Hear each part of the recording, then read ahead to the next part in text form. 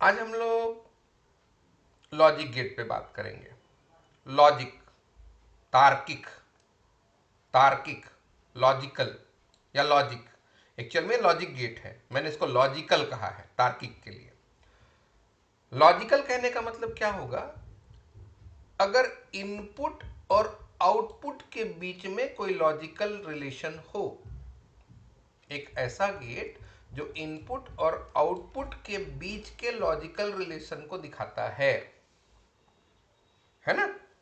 जो इनपुट और आउटपुट के बीच बुलियन एक्सप्रेशन को दिखाता है। अब ये बुलियन एक्सप्रेशन क्या है? बुलियन एक्सप्रेशन को दिखाएगा, बुलियन बीजगणित को परफॉर्म करेगा, तो उसको लॉजिक गेट कहते हैं। ये लॉजिक गेट है, तर्क पर आधारित परिपथ जिसमें निवेशी यानी कि इनपुट और निर्गत यानी कि आउटपुट सिग्नल के बीच में कोई लॉजिकल रिलेशन होता है। लॉजिकल रिलेशन की जगह अगर आप चाहें तो बुलियन रिलेशन होता है या बुलियन एक्सप्रेशन को दिखाता है, तब उसको हम लोग क्या नाम देंगे? लॉजिक गेट नाम देंगे। अब सवाल आता है, ये बुलियन एक्सप्रेशन या बुलियन के नियम ये क्या है? देखिए, आप लोगों के पास दो सिस्टम थे, एक डेसिमल नंबर सिस्टम था, ठीक है, और दूसरा बाइनरी। और आपने देखा था कि बाइनरी में बेस 2 था, मतलब जिसमें केवल 2 नंबर थे, और डेसिमल सिस्टम में 10 नंबर थे, 0 से लेकर के 9 तक का। डेसिमल नंबर सिस्टम के ऑपरेशन को आप बहुत अच्छे से जानते हैं। ऑपरेशन को कहने का मतलब प्लस को, माइनस को, मल्टीप्लिकेशन को, डिवीजन को, अलग अलग नियमों के बारे में आप जानते हैं। लेकिन बाइनरी नंबर सिस्टम से रिलेटेड किसी भी रिलेशन के बारे में आप नहीं जानते, है ना? बाइनरी नंबर सिस्टम में या डिजिटल सिग्नल में जिसमें केवल दो कंडीशन होते हैं, दो कंडीशन कौन कौन से? 0 या 1, ऑन या फिर ऑफ, लो या फिर हाई, है ना, ट्रू या फिर फॉल्स।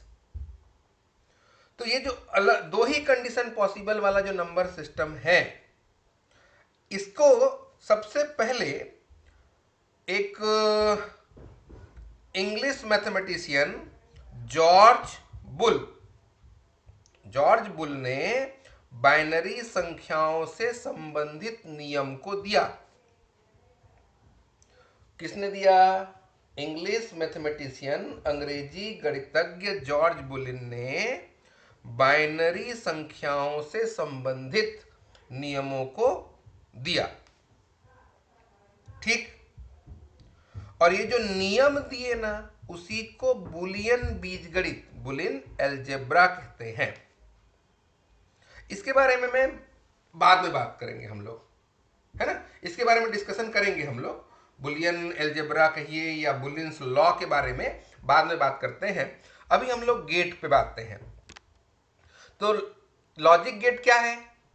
तर्क पर आधारित परिपथ जिसमें किसमें हो? इनपुट और आउटपुट सिग्नल के बीच में कैसा रिलेशन हो? लॉजिकल रिलेशन हो, लॉजिकल कनेक्शन हो, तब उसे क्या बोलेंगे हम लोग? लॉजिक गेट बोलेंगे। लॉजिक गेट मुख्य रूप से 3 है, ठीक है। और इन जो मुख्य 3 गेट है, इनको प्राइमरी गेट भी कहते हैं। क्यों प्राइमरी गेट कहते हैं, प्राथमिक गेट क्यों कहते हैं? क्योंकि ये जो 3 गेट आप पढ़ने वाले हैं, इनको मिलाकर के अन्य दूसरे गेट बनाए जाते हैं। इनको मिलाकर के ही दूसरे गेट बनेंगे, इसलिए इसको मूल गेट कहते हैं या प्राथमिक गेट कहते हैं। तो ये 3 मूल गेट, और गेट है, और गेट है, एंड गेट है और नॉट गेट है। ये 3 गेट हैं, और गेट, एंड गेट और नॉट गेट। एक एक करके पढ़ेंगे हम लोग। पहले बात करते हैं और गेट का। ये जो और गेट होता है, इस और गेट में ध्यान रखिएगा, आउटपुट हमेशा 1 होगा और इनपुट 2 या 2 से अधिक हो सकते हैं। आउटपुट हमेशा 1 मिलेगा, चाहे इनपुट कितने भी हों और गेट में, ठीक। अब ये और गेट करता क्या है? इसको इस तरीके से अगर कोई सिंबल आपको दिखा है तो समझ जाना वो और गेट के बारे में बात कर रहे हैं। इस और गेट के मान लेते हैं दो इनपुट ए और बी है, और इसके रेस्पेक्ट में जो आउटपुट मिल रहा है वो ए और बी है। ये जो प्लस साइन लगा हुआ है ना, उसको और बोलते हैं, ए और बी। क्योंकि ये बाइनरी ऑपरेशन को परफॉर्म करता है तो आपके वाला पास प्लस नहीं है, ये ध्यान रखना। तो ए और बी ये हुआ। अब अगर आप इसका ट्रूथ टेबल देखें तो होता क्या है, अगर ए 0 और बी 0 हो जाए तो आउटपुट भी 0 मिलता है। अगर इन दोनों में से कोई एक हाई हो, इन दोनों में से कोई एक अगर 1 हो जाए तो आउटपुट भी 1 आता है। देखिए, अगर बी को 1 कर दें, ए है ये बी और ये आउटपुट, तो अगर बी को 1 कर दें तो भी आउटपुट 1 आएगा, और अगर ए को 1 कर देंगे तो भी आउटपुट 1 आएगा, और अगर दोनों को 1 कर देंगे तो भी 1 आएगा। क्या समझ में आया? अभी केवल हम लोग समझ रहे हैं क्या हो रहा है। एक चीज ये समझ में आ गया कि अगर दोनों इनपुट में से कोई एक इनपुट या दोनों के दोनों 1 हो जाए, ध्यान देना, कोई भी एक इनपुट अगर 1 हो जाए तो और गेट में आउटपुट 1 आता है, ठीक? या फिर सब के सब 1 हो जाए तो भी, कोई एक भी 1 हो गया तो आउटपुट 1 मिलेगा, सबके सब 1 हो जाएंगे तो भी आउटपुट 1 नहीं मिलेगा। क्लियर हुआ? तो ये है इसका लॉजिकल सिंबल और ये है इसका ट्रूथ टेबल, जिसमें इसके संभव ऑपरेशन को आपने दिखाया कि 0 0 का 0 होता है, 0 1 का 1, 1 0 का 1 और 1 1 का 1। 1 प्लस 1, देखिए 0 प्लस 0 0 चलेगा, 0 प्लस 1 1 चलेगा, 1 प्लस 0 1 चलेगा। अब यहां देखिए 1 प्लस 1 को 1 ही बोल रहे हैं, 1 प्लस 1 को 1 बोल रहे हैं। अब 2 क्यों नहीं होगा? क्योंकि बाइनरी सिस्टम में 2 होता ही नहीं है। बाइनरी सिस्टम में 2 कहां होते हैं? तो 2 को आप एक काम करिए, 2 तो दाशमिक डेसिमल नंबर सिस्टम है, उसको बाइनरी सिस्टम में कन्वर्ट करने के लिए 2 से डिवाइड करेंगे, 2 से डिवाइड करेंगे तो कितना आ गया? 2 1 2, कैरी कितना? 0 है ना, 2 1 2 हुआ ना, कैरी कितना? 0, तो 1 0 आया। 1 और 0, 1 प्लस 0 कितना होता है? 1। तो 2 कहने का मतलब क्या हुआ आपके सिस्टम के लिए, आपके लॉजिक ऑपरेशन के लिए? 1। तो ध्यान रखिएगा 1 और 1 मिल करके 1 हो गया। अब अगर इसको इक्विवेलेंट सर्किट से समझने की कोशिश करें आप, अब अगर इसको इक्विवेलेंट सर्किट से समझने की कोशिश करें तो ऐसा सर्किट बनेगा। क्या हुआ? अगर दोनों स्विच ओपन है तो देखिए यहां से करंट ऐसे जाएगा और आगे नहीं बढ़ पाएगा क्योंकि ये दोनों कनेक्ट नहीं है, और आपका ये बल्ब ग्लो नहीं करेगा। अब अगर किसी एक को ऑफ कर दे, जैसे इसको ऑफ कर देंगे तो करंट क्या करेगा? इस तरीके से फ्लो हो जाएगा, और अगर इसको ऑफ कर देंगे तो भी, या दोनों को ऑफ कर देंगे तो भी, मतलब बल्ब ग्लो कब करेगा? देखिए ये वाले ट्रूथ टेबल के हिसाब से ये वाला सर्किट बन गया है कि अगर दोनों स्विच में से कोई एक स्विच या दोनों स्विच ऑन हो जाए तो ये बल्ब ग्लो करना शुरू कर देगा, ठीक? मतलब ये आपके और ऑपरेशन को दिखाएगा। यहां तक समझ में आएगा? लॉजिक गेट किसे कहते हैं? जो इनपुट और आउटपुट के बीच के लॉजिकल रिलेशन को देता है, या एक ऐसा सर्किट जो इनपुट और आउटपुट के बीच के लॉजिक रिलेशन को प्रदर्शित करेगा। लॉजिक गेट 3 है, इनको प्राइमरी गेट भी कहते हैं क्योंकि इनसे अन्य गेट बनेंगे। कौन कौन से? और गेट है, एंड गेट है, नॉट गेट है। पहले हम लोग और गेट के बारे में पढ़ रहे हैं। आपने कहा कि और गेट में 2 या 2 से अधिक इनपुट हो सकते हैं और इसका सिंबल ये होता है। अगर कोई भी एक इनपुट या दोनों इनपुट 1 हो जाए तो आउटपुट 1 आता है। इसको आपने इस तरीके से इक्विवेलेंट सर्किट बना करके प्रूव किया है। बोलिए यहां तक कोई डाउट, या यहां तक नोट कर लिया? कर लिया? अब क्या करें?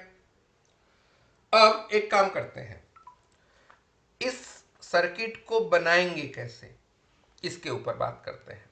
चलिए। तो और गेट बनाने के लिए आपको दो पीएन जंक्शन डायोड की जरूरत है। ठीक, दो पीएन जंक्शन डायोड, ये है D1, ये है D2। ठीक है, ये दो डायोड आपने लगा दिए, D1 और D2। और ये वाला हिस्सा कौन सा होता है, ये P सिरा है। ये वाला हिस्सा कौन सा सिरा है, ये N सिरा है। ये P है और ये N है। यहाँ एक रजिस्टर से आउटपुट को कनेक्ट कर दिया है। ये है आपके OR गेट बनाने का तरीका। चलिए, दो डायोड लिया, दो इनपुट हो गए। अब मान लेते हैं यहां जो आउटपुट है वो A और B है।